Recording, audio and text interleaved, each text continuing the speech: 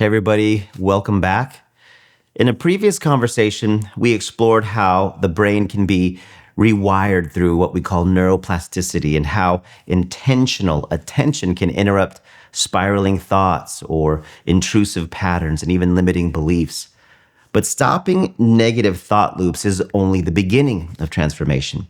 The deeper question is what happens after the mind begins to change and how identity itself becomes reshaped over time. Modern neuroscience increasingly shows that lasting behavioral change is rarely driven by motivation alone. Instead, it is driven by identity, by the internal model the brain holds about who you are and what is possible for you. The brain does not simply respond to goals, it organizes behavior around identity. And when identity shifts, behavior begins to align more naturally, often without the same level of internal resistance. And this means that rewiring thoughts is not the end of the process. In fact, it is the beginning of what we call identity architecture. Let's talk about the brain as an identity prediction system. To understand why identity matters so deeply, we have to understand how the brain works at a fundamental level. And one of the most important discoveries in contemporary neuroscience is that the brain operates as a prediction engine. So rather than reacting to reality moment by moment, it's actually continuously trying to predict outcomes based on past experiences and even internal models. So these internal models include beliefs about the world, but they also include deeply embedded assumptions about self, like who you believe you are or what you believe you are capable of and how you expect yourself to respond under pressure. And over time, the brain constructs our what we call identity framework. That's a set of expectations about capability, worth, resilience, and possibility. And so once this framework forms, it begins to shape perception itself. Experiences that reinforced existing identity are amplified, while experiences that contradict it are often filtered out or dismissed. And this explains why many people struggle to maintain change even after gaining insight or learning new strategies. The brain defaults to identity level expectations because prediction is energetically efficient. Now, interestingly, faith traditions have described identity transformation long before neuroscience could even measure it. Scripture speaks about renewing the mind and becoming a new creation, language that aligns closely with the modern understanding that identity level change reshapes both perception and behavior. So let's talk about why behavior change often fails without identity. Now, because the brain organizes behavior around identity, attempts at change that focus only on discipline very often fail. Many people try to build new habits while internally maintaining an identity rooted in doubt, fear, or inadequacy. And from a neural perspective, this creates friction. The prefrontal cortex, this part of our brain here in the front of our brains, attempts to impose new behaviors through effort and conscious control, while deeper predictive networks continue reinforcing the older identity model. Now, this creates the familiar feeling of constantly pushing against yourself. Sustainable change occurs when behavior confirms identity rather than contradicts it. So when identity becomes anchored in purpose or calling, instead of past performances, the brain actually receives a new predictive template. So behavior begins to emerge as an expression of identity rather than an attempt to prove worth. One of my favorite scriptures is out of Romans 12, and it speaks about transformation through renewal of the mind.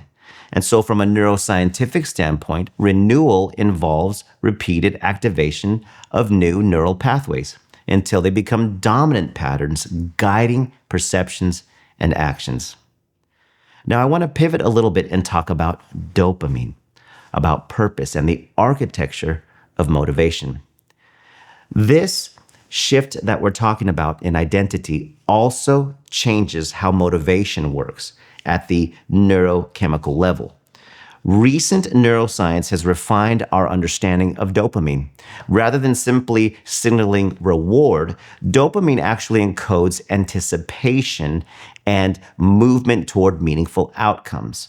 So dopamine increases when the brain perceives progress towards something that's significant, the anticipation of something significant. So when identity aligns with purpose, effort is interpreted differently. Instead of feeling like obligation, effort feels more like movement toward meaning. And this stabilizes motivation and reduces dependence on mood or external validation. This is where faith comes in. Faith provides a stabilizing influence. When identity is grounded in something transcendent rather than fluctuating emotional states, motivation actually becomes less reactive and more consistent. Let's talk about another part of our brains called the default mode network. And let's talk about internal narrative. So another key component of identity is the brain's default mode network. This is a system in our brains responsible for self-referential thinking and internal narrative. And this network activates when we reflect on ourselves, replay memories, or imagine the future. If internal narratives revolve around failure or insecurity, the brain reinforces those themes through repetition.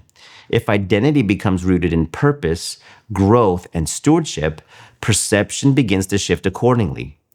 Scripture emphasizes that renewing thought patterns aligns closely with this process. So, repeated exposure to new narratives combined with emotional engagement strengthens alternative neural pathways. Identity is not formed by a single insight. It actually emerges through repeated reinforcement of a consistent story. So let's talk about faith as a stabilizing identity framework. From a neurological perspective, faith provides something uniquely powerful. It provides stability. So when identity is anchored externally in achievement, comparison, or social validation, the nervous system becomes more reactive because worth fluctuates with outcomes. Success creates temporary elevation. Failure triggers threat responses. So when identity is anchored in something deeper, such as purpose or spiritual alignment, the nervous system experiences greater baseline stability because worth is no longer tied exclusively to performance.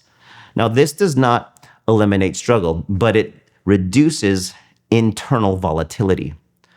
Another book in the Bible called Hebrews speaks about running with endurance and laying aside what entangles us. From a neurobiological perspective, endurance emerges when identity provides continuity across changing circumstances. Now, let's talk about building identity through action. We know from the literature that neuroplasticity research is showing that identity is reinforced through action rather than thought alone. So the brain updates its model of self through repeated behavior. And every time you act in alignment with new identity, you provide evidence to the brain that the model is accurate. Now, over time, these actions reduce resistance because the brain begins predicting the behavior as normal. So transformation, therefore, requires both belief and embodied practice. Daily habits, physical movement, disciplined focus, and relational integrity all reinforce identity at the neural level. Now, I know this is a bit technical, what we're talking about, and you might want to re-listen to some of this again to get what I'm trying to say. But in closing, I want to help you understand something about rewiring the brain. When we speak about that, rewiring the brain is not simply about eliminating negative thoughts. It's about building an identity capable of sustaining growth. Identity architecture involves aligning belief, behavior, and biology so that change becomes natural rather than forced. Faith provides meaning. Neuroscience provides mechanism. And together, they offer a framework for transformation that is both deeply spiritual and biologically grounded. If this conversation resonates with you, consider how your daily actions are shaping your identity over time and whether the story you are reinforcing aligns with who you are called to become. Because the brain becomes what it repeatedly practices, and identity grows where attention and action meet. Thank you so much for joining us today. We'll see you next time. This podcast is for general informational and inspirational purposes and does not constitute the practice of medicine or any healthcare services. No doctor-patient relationship is established, and the content in these episodes is not intended to diagnose, treat, or give medical advice, nor is this a substitute for seeking professional medical care. The use of the information discussed is at the user's own risk.